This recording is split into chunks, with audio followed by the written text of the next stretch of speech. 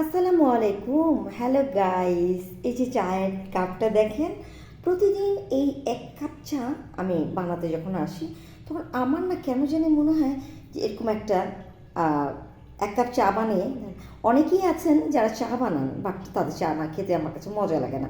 বেশি করে দুধ, চিনি, চা পাতা না দিলে কিসের চা বলুন। চমৎকার একটা মগ, এই যে দেখেন, এই মগটাতে না চা দীর্ঘক্ষণ পর্যন্ত গরম রাখা যায়। চমৎকার মগ। এটা নিচে ইলেকট্রিক একটা আছে, বাটির মতো আছে, বসিয়ে রেখে চা মানে রেখে দিলে অনেকক্ষণ পর্যন্ত চা খাওয়া যায়। তা আজকে আমি নর্মালিভাবে আমি যেভাবে চাটা খাই আর কি, সচরাচর যারা স্বাস্থ্য সচেতন তারা এইভাবে চা খায় না, তারা লাল চা খায়। আমার আবার লাল চা পছন্দ না, আমার দুধ চা পছন্দ। সো আমি আজকে এমন এক কাপ চা বানিয়ে আপনাদেরকে দেখাবো যেটা আমি খাই।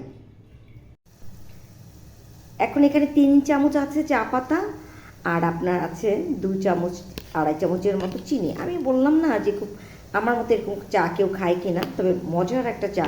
ও জোস একটা কালার, চিন্তা করার বাইরে, চমৎকার একটা কালার, মানে ভাবার মতো না। দেখেন, বানিয়ে খেলে চমৎকার লাগবে অবশ্যই। চা কমপ্লিট হয়ে গেছে, এখন চাটা ছেঁকে নেব। দেখেন কালারটা দেখেছেন। আর আমি কিন্তু কিভাবে বানাই সেটাই বলছি, অন্যদের মতো সচরাচর আমি চা বানাই না। আমি যেভাবে বানাই, আমি যেভাবে খেতে পছন্দ করি ঠিক সেভাবেই। একেবারে ক্যামেরাটা ভরে গেল গো ধোয়াতে। আহা হা, খোলা হয়ে গেল গো। নতুন নিউকামারদের যা হয় আর কি।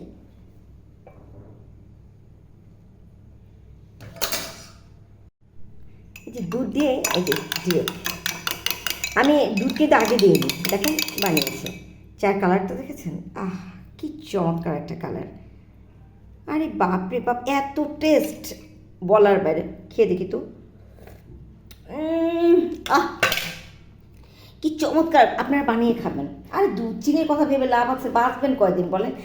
এত বড় মগ যে মানে আধা কাপ দিতে হলো, কারণ একজনের জন্য তো। আমি আবার এত চা খেলে ডিস্টার্ব হবে। প্রচুর মজা করে চা বানাই তো। তো ঠিক আছে, ভালো থাকবেন। আর এইভাবে করে চা বানিয়ে খেয়ে দেখেন, আহ কি চমৎকার এক কাপ চা। প্রশান্তির এক কাপ চা না হলে কি হয়, 10তলার বারান্দায় বসে হিমেল হাওয়ার বাতাস খাবো আর সাথে সাথে চা খাবো। বাই।